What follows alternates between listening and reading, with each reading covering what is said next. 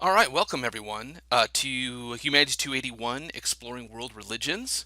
My name is Dr. Jeff Winkle, and I'll be your professor over the next several weeks as we explore and look into the details and analyze and learn about the various major world religions across the globe. And so, in this presentation, what I want to do is give an overview of what we'll be looking at and what we'll be talking about this semester, and kind of give you a sense of kind of where we're going, and then end with a bit of a discussion about what do we even mean by religion and how do we define it and what are some of the difficulties that we have in defining such a wide-ranging, complex, diverse system of things. So I start on this slide here. You'll see in various presentations as we go along through the semester various versions of pictures like this. But here we see a map, of course, obviously the globe, and it's color coded. That shows you kind of the concentrations of kind of the heartland, you might say, of the various religions around the world. And so you can see that, and there will be ones that we'll talk about that aren't kind of marked on this map. But this gives you a pretty decent overview at a glance of the spread of religions across the world. You can see that the yellow dominating North America, South America, the southern half of the African continent, Australia here, Europe, most of what we would call Russia today, dominated by some form of Christianity, either Catholic or Protestant Christianity. You can see the green in the center, kind of the heart of the Islamic world. Islam begins with the Prophet Muhammad and his inspiration, which brings about the Quran in Mecca, in what we call Saudi Arabia, right around here, and then spreads across North Africa, then up into what we would call the Middle East, into Iran and Afghanistan and Pakistan. India in the brown here is kind of the land of the origin of Hinduism, and still India today is kind of the heart of Hinduism in the world. Buddhism, you can see kind of splattered kind of orange across here, has its origins in parts of Asia, in China, Nepal, Southeast Asia here, Thailand, Cambodia, and of course Japan up here as well. You can see that, I think this is little bit misleading. You can see that big swaths of what we would call China today are red, and it's marked as non-religious. And I think this owes to just the fact that today the official policy of the communist government in China is very anti-religion, and most religions are technically outlawed. But we'll see that China today is still, no matter what the official policy is dominated by Buddhist and Taoist, Confucianist thought. But we're going to get into all the details of all of these things as we go along. So if I can get to the next slide here. So we're going to start actually by talking about, so the course is in living religions, that is religions that are active, alive today, that have adherents and believers and followers. But we're actually going to start by looking at some ancient, what we might call kind of dead or defunct religions, and we're going to be spend a little bit of time, a few lectures in a couple of weeks on the ancient Greeks. Here we see the famous Parthenon, the remains of this famous temple to the goddess Athena, which still stands on the Acropolis in Athens, Greece today. And what we start here, one reason I do this is a selfish one.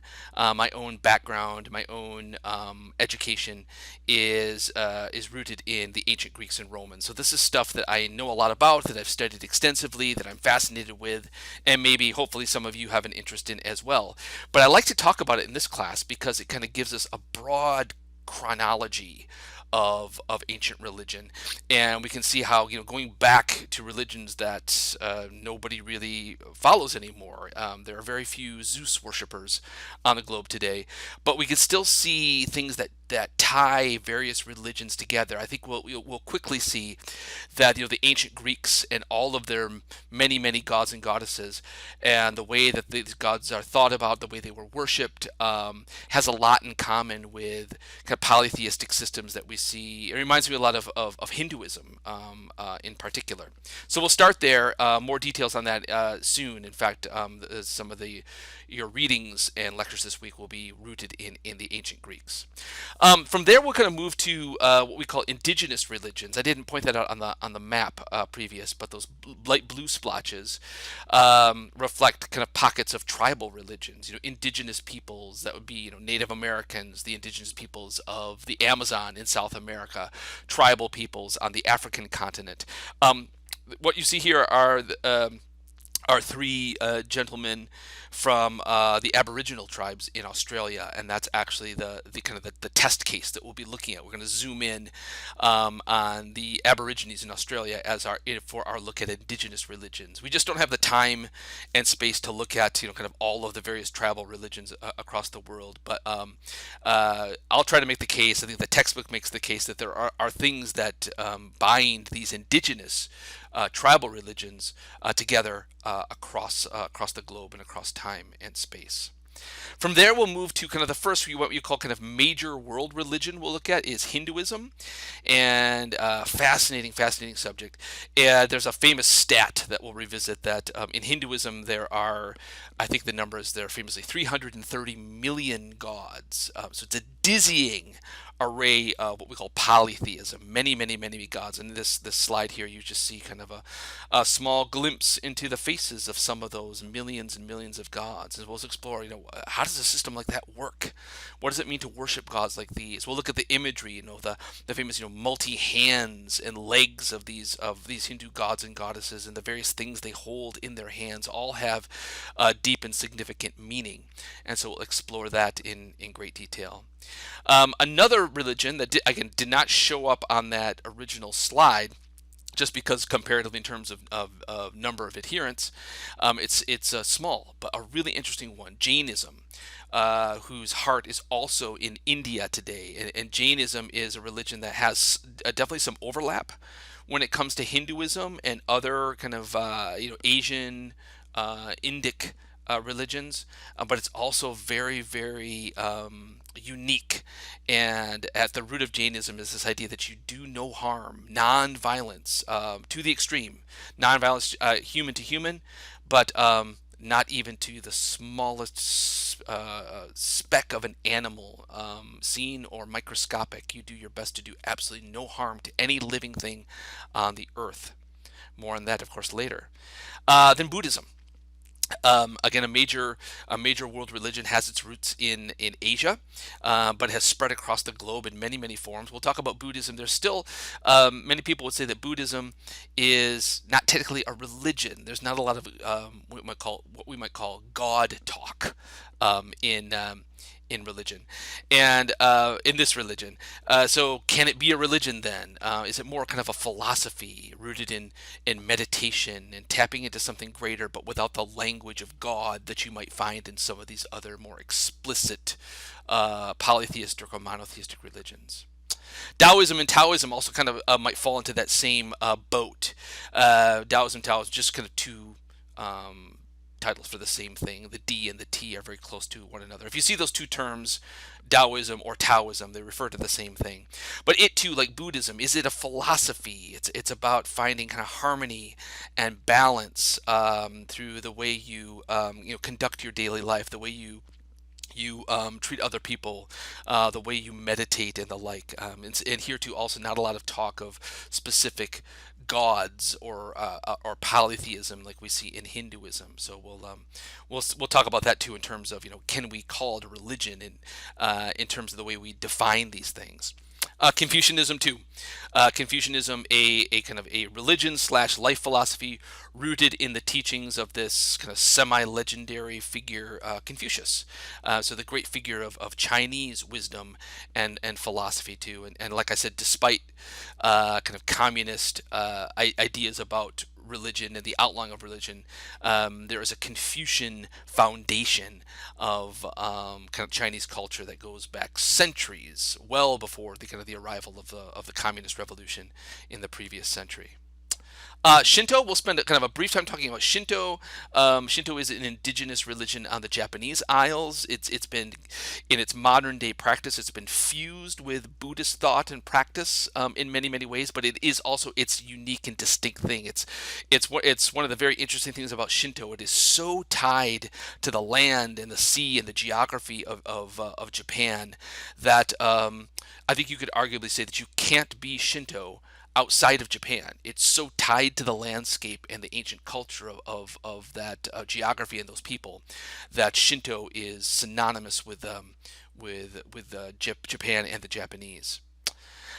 Zoroastrianism, again, we'll spend a brief time here to a small religion today in terms of its adherents. I think there's something like only about 300,000 practicing Zoroastrians, sorry, across the globe today. But it's an ancient religion that's rooted in what we would call Iran today, ancient Persia, and we see the seeds of a kind of monotheism, that is the worship of one God in Zoroastrians. And some religious scholars say that uh, kind of Judaic and Christian and Islamic ideas about kind of a one God have their roots in Zoroastrian ideas about the same, and they kind of filter into these later kind of Middle Eastern religions. Judaism, Christianity, and Islam are all religions that have their root in the Middle East as well. And then we'll kind of wrap up our course by looking at the major monotheistic religions. Judaism, the most ancient of you might say monotheistic religion, although sometimes it's hard to pinpoint the beginnings of these things. Here you see the Star of David, which is one of the prominent symbols of Judaism. Here, rooted in the culture of the ancient Israelites and their belief in one God, in Yahweh, and how that really cut against the grain of all their polytheistic neighbors. Out of Judaism rises Christianity. So the figure of Jesus, kind of the Savior, the death and resurrection figure in Christianity. Jesus was a Jew. He grew up in a kind of Orthodox Judaic climate, and so there you can't understand Christianity without understanding Judaism. Judaism is the foundation, the root out of which Christianity develops into something new, a very different kind of conception of God. And then Islam.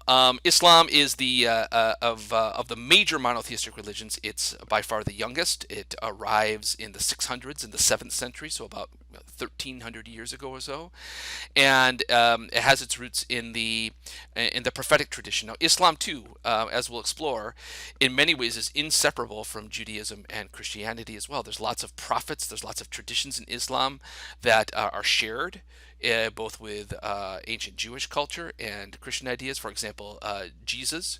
While Muslims do not see Jesus as a savior figure, they don't see him as a god. He is one of the primary prophets in the Islamic tradition. And so, again, I don't think you can really understand Islam without understanding Judaism and Christianity as well. But as far as kind of its beginning points as a unique new religion, we might say, it begins with the figure of Muhammad, and who for Muslims is the last and most important of the divinely inspired, I should say, prophets. Muhammad is not a god in the Islamic tradition. Again, like Judaism and Christianity, Muslims believe in one God. They use the term Allah for that one deity. And then we'll end with Sikhism. Sikhism it's a really kind of unique hybrid of things, you might call it. I don't mean that in an insulting kind of way. Our textbook puts it in with the monotheistic religions because at one level it technically is, but it is compared to Judaism, Christianity, and Islam. It's a much smaller religion, and so I wouldn't call it a major monotheistic religion. And it's very unique. It's very different from kind of the big three: Judaism, Christianity, and Islam.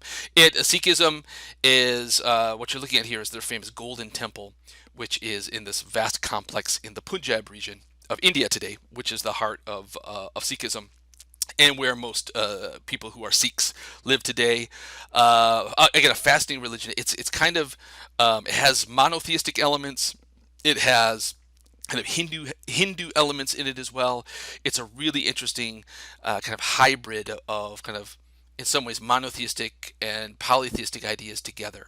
And so we'll end there. And here you see a Sikh gentleman here, which are in their traditional dress are striking. They wear the turban, which is often misinterpreted as being Islamic. The turban is not Islamic, it is Sikh.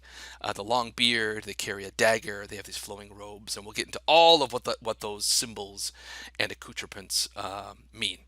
All right, so that's just kind of a brief overview of where we're going. Um, be sure to check in for your weekly assignments on the Blackboard site. Each week will have its own folder, and hopefully it'll be very clear what exactly you need to do and accomplish by the end of each week. As always, never hesitate to shoot me an email if you have questions, and I hope to hear from many of you soon.